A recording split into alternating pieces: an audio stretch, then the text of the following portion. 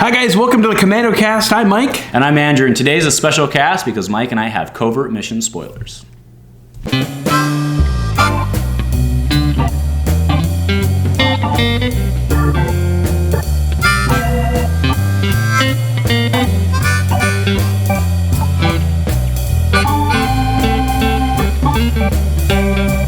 Hey guys, welcome back to a special edition of the Commando-Cast. So we are coming to you off day because of the spoilers. We actually have two spoilers. We have one dice card and one non-dice card. So we've had a chance to look them over and talk about it. But first, we want to give a special thanks to FFG for recognizing us and entrusting us with the ability to do this.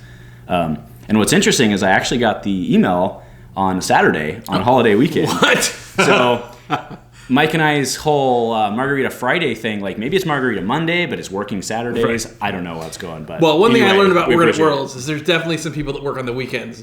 That's completely fair. Yeah, so that's completely good fair. for them. Yeah, so I don't know. So many of you may be joining us for the first time. So Mike and I wanted to take just a little bit to kind of talk what we're about. So if you haven't seen the Dice Commando, well, you're on the Dice Commando channel. So we do obviously the Commando-Cast, which we're doing right now, and we also do gameplay videos.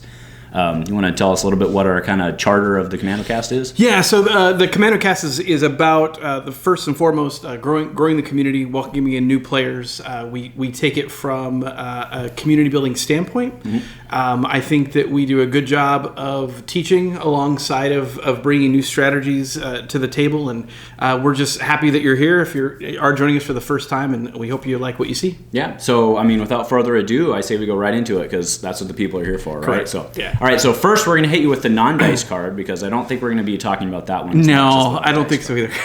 All right, so what we have here is Warning Shot. So this is a yellow villain event, 1 cost. Choose an opponent's die and remove it unless they give you 1 resource. Thoughts? If it's a yellow villain and its removal, it must suck. I think this fits right in with the yellow removal suite. And maybe that's a good thing because yellow removal has a lot of stuff going for it right now. So maybe its removal does need to be super conditional. Interesting little tidbit on the language. They have to... So you choose an opponent's die and remove it unless they give you $1. Right. So it's not one of those ones where they lose. Like they actually have to give it to you. Right. And if you catch them with 0 money, it is effectively a one cost remove any die. Right. So you've been playing a lot of Beckett recently. Yeah, does this fit in with Beckett? I would say it's any. Yeah, yes. I'd say this does fit in with Beckett because I'm trying to get my opponent to spend their money and give it to me. It's in a mono yellow deck that's trying to deny resources. I could see this being included. I just feel like with the cards we have currently in our pool, if I'm playing blue, this definitely doesn't make the cut. Right. There's just so many better options than this, but or some, I mean, if you're playing red, like Sinister Measure, like it's got plenty, right? Everybody's running 2 EMPs these days, so it needs to be good.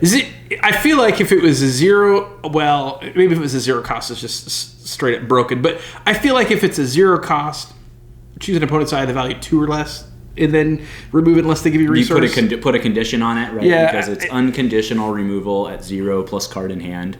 Yeah, that would be above value, right? But yeah, so if you put a condition on it. Yeah, if you put a condition on it, the value, the 2 or less. So anyway, I think it's certainly worth experimenting with. I didn't really, when we looked at it earlier, Beckett would definitely like this. Yeah. I mean, and there's a lot of decks that want to keep that money because they're trying to ramp, to Delphist. So you get their 3rd resource or they lose a die. Yeah, I don't know. I mean, but the counter argument is in many of those decks, they probably don't care if you remove their die, right? So the problem is it costs 1, and then they give you 1.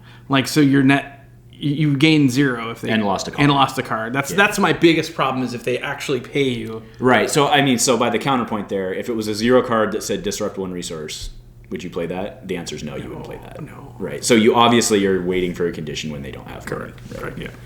All right, so let's move on to the super sexy. So both of these are yellow villain, but this bad boy, the Trandoshan Hunter, I think it's actually Trandoshan. Yeah, that's how it. Character Bounty Hunter, villain, 1 gun, 2 gun, 3 gun for 1, disrupt, discard, blank, 9/11. So he is the non-unique elite for yellow villain. Yeah. He is a non-unique. Again, we don't. I made the mistake in the last set of assuming that everybody was going to get diceless cards, and every faction did not. Right. So we don't know that everyone will. So but he is a yellow. non-unique villain. But initial thoughts. I mean, we're going to talk about this guy for a long time. Initial thoughts. So, thank God he doesn't have a resource. That's always the first thing I go to is like, how can I possibly abuse this? Thank Jesus that there is no resource side on this die. First off, the 3-for-1.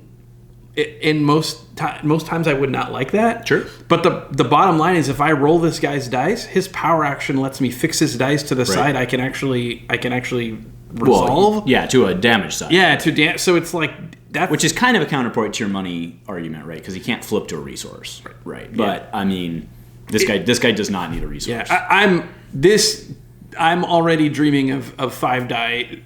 Bounty hunter villain decks, because I think and the one I just pop right in my head is the hunter at elite, and I'm not sold on elite hunter just because his power action's so good I don't want to lose it right away.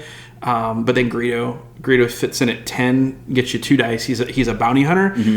If you did play elite Trandoshan Hunter, so you're going mono yellow. It gives you 9. It gives you 9 left, and then I could fit in a blue. I think there isn't there a blue witch that. I'm trying. What's the? Talzin's 9. Luce. Luce is 8-11. Yeah, Luce. So Talzin would fit. Of course, she's the queen of, the 5-die villain. So I'd probably actually go 1-die Trandoshan Hunter, 2-die Talzin, 2-die Greedo. There's a ton of combos with this guy, right? And the bounty hunter is the bolt print bounty hunter. So if I drop a mask on someone, they become a bounty hunter. The IG 2000 is a bounty hunter itself. So, and let's talk about that power action, right? So power action is spot a downgrade to turn one of your bounty hunter dice to a side showing damage, right? So his own, if you make somebody else's, another bounty hunter you have, right? Which also means, so if you have 2 hunters, right, you could power action to flip his. So it's not like the Death Troopers, for example. The Death Trooper has to flip their die, one of their die. So if you're playing elite, you only can flip one of his. This is one of your bounty hunter dice. So if you're playing 2 Trandoshans elite, let's say you're 22, whatever. Sure. You can turn one, like say one guy rolls double blanks and the other guy rolls 2 2s. You can power action one guy, power action the other guy, and flip the other guy to 2 2s.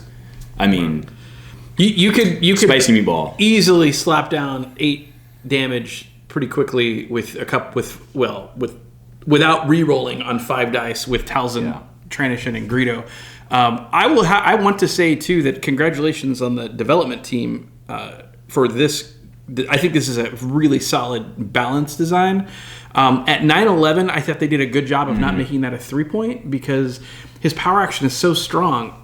In our as abusive players that we are, we're always looking for that cheap 1 die that gives us a splash access to something. So when he's at 9 and then you give him 8 health and no resource side, you take some of the ways you can abuse it off a little bit.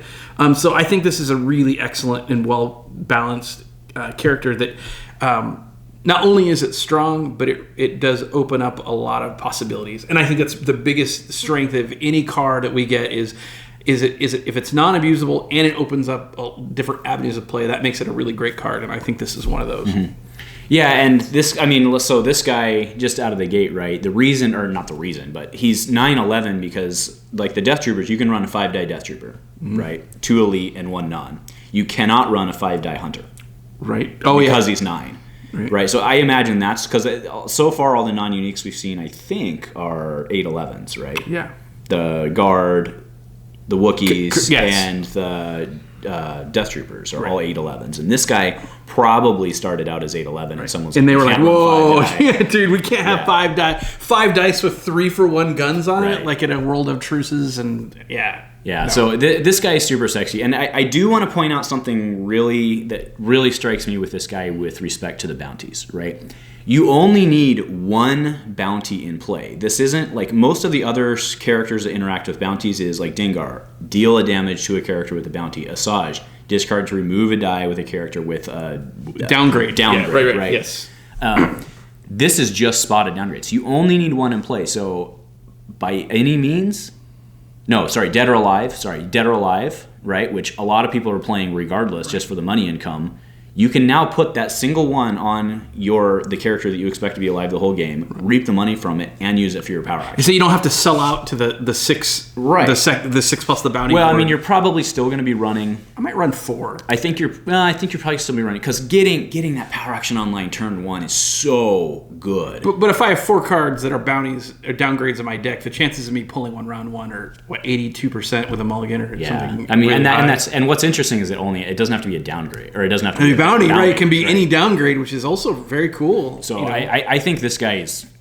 I mean, it's very clear. I think this guy's really good. Yeah. The minute I saw this guy, because I was on the plane, I've got half a notebook full of deck ideas with this guy. So. Yeah, but I'm super stoked. I just like the villain, man. The rich just keep getting richer. Like this guy is going to be. I think he will be in a lot of decks. He will be the Sentinel Messenger, which is like the catch-all. I need blue. He's strong. 8 health, 8 points. This guy is almost to that level. If he was 8, it would be. I don't want to say busted, but verging on busted. I mean, if he was 8, playing 5-die Trandoshan, you'd have almost guaranteed 10 damage. Yeah. Oh, yeah. Right. Yeah. Right. I mean, there's removal and all that, but so let me float something by you, right? Sure. So a lot of people have been talking, myself included. And I saw the Praetorian Guard. I was like, oh, finally, Thrawn has somebody. Can you run this guy with Thrawn? I know it's mixed damage, but run Thrawn with some bounties or some downgrades. I mean, you probably still run the bounties. Yeah, no, I think one of the things that Thrawn suffers from is that he's got those big, fat, meaty damage sides, right? But he also has a 2 focus, so he's very consistent on others' dice. But if you use one of his dice to focus, you're losing the potential of 3 damage. Yeah, using his 2 focus feels real bad. Right. And normally to fit him with an 11-point character, you have to put him with kind of a weenie. Right, a little light in the loafers, they don't have a lot of damage sides. This guy, all of a sudden, you put him on, and you don't have a problem focusing Thrawn's 2 focus into a 3 melee. Yeah, but this guy's focusing himself too. Yeah, right. Yeah, I totally forgot about that. So you actually could fix one of his dice, Thrawn dice, and he could turn his other dice. Right, and then so all of a sudden Thrawn rolls a 2 focus. You go to depending on whatever you could. Let's just say you have nothing else, right?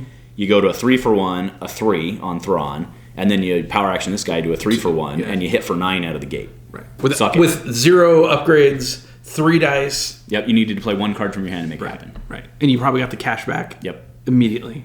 Because you're also playing Night Sister Lair with this guy, because of course you are. Yeah. Because this guy's going to win you some roll-offs. I actually really... maybe not, actually. Go ahead, sorry. I did not give Thrawn enough... I didn't give Thrawn enough credit early on. And I think a lot of it is I don't see the Matrix very well early on in the meta. And I saw some really talented deck builders and players start abusing Thrawn. And I kind of feel bad for Thrawn because I think he's just a partner away from being top tier. Yeah. Well, I think the Praetorian Guard gives him some legs, potentially. Yeah. But yeah. So it's exciting to see that there is a potentially, and at 8 health, if he becomes a problem, your opponent can deal with him in a single. It's the whole droid. You can hate droids all you want, but the droids, you can kill one with almost most decks that do damage can take a droid out in a perfect world round 1 if things go your way. So yeah, I mean that's actually a perfect segue. So because leaning into all right, we're starting to finally see some more spoilers. Golden Dice had some spoilers just the other day. Go check them out, please. Some cool ones that. Pike Sentinel, man, is that going to just be a Guardian for Vader? I think so, because you can play. It's 6 points, right? Right, and you can play Retribution, that guy, and Vader. 2 dice start. And you know how I've kind of got a new love for Guardian all of a sudden. So seeing a Guardian character, with 7 health, that's pretty good for. Yeah. So, Yeah, I don't know. So, but with so what I'm thinking for the next meta though, you were talking about droids. There's a lot with these non-uniques. With the elite non-uniques, there's a lot of decks that can generate Death Troopers, these guys. Right. There's other decks out there that can generate 8 to 10 pretty easy with no drawback first round.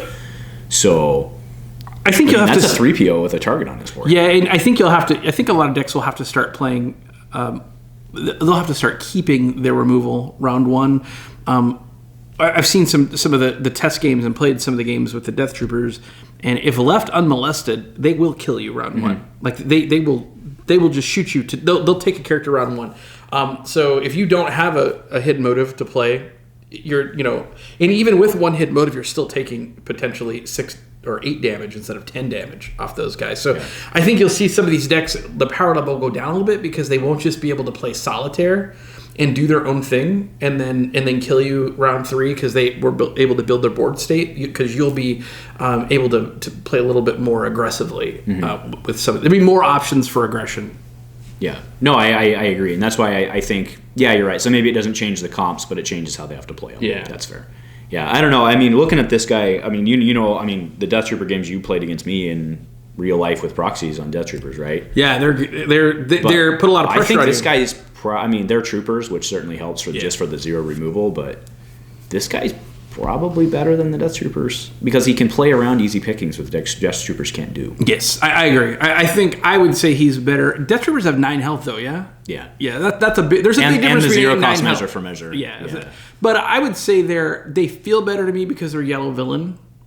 I think that's the big, because I think they're balanced with each other. Like value wise, their health, their cost is balanced. But if you tell me I can have red villain or yellow villain, right now I'm gonna take yellow villain all day. Because I can delve. Yeah. So let me float you this one then, right? So Elite Trandoshan for 11. Elite Death Trooper for 11, and Loose for 8, or Sentinel Messenger for 8. I can get all of it now. I can play 5-die Rainbow. So I've heard Rainbow's good. Yeah, no, I've heard the same thing. Yeah. Wait, that works. 11, 11, and 8. Oh, jeez. Heard it here first. Yeah, I heard it first. We should probably name that real quick so someone doesn't steal it. Yeah. We'll figure it out later. But. So anyway, do we have? much else? I'm just excited. Through what we're here to do. So. Yeah, I'm just excited that we got spoilers again. I'm also very excited that they were kind of in theme with our last spoilers because we got the bounty hunter mask. Is that right? We got the bounty hunter mask. We got the DX2. Oh yeah. Oh, and that's turned out to be the TIE fighter. My favorite gun. The Guild TIE fighter. It's turned out to be almost everybody's. Yeah. So very cool. And FFG, we will take all of your yellow spoilers. Like if you want to just throw them on down, send all the bounty hunters to us. Yeah, we'll take care of it. Yeah, evidently we're the dirty yellow villains of the. Because the golden dice got Han and Han's dice, which made perfect sense. Right. And we're like but we're evidently the dirty yellow villains. The evil, the bounty hunters. I accept that. Fair enough. All right. So, all right. Well, hey, again, if you are still with us, which is probably about a third of you, if you're still with us watching, we appreciate it. We appreciate you guys continuing to watch and clicking those subscribes and likes and even just the video clicks, which is what has put us in the position that we can be bringing you spoilers. So, thank you very much for that. If nothing else, go Commando. Go Commando. The first person will watch it, screen cap, and then share it, and then want to watch a video. That is accurate. But we'll get some street cred for a few minutes. Heck yeah.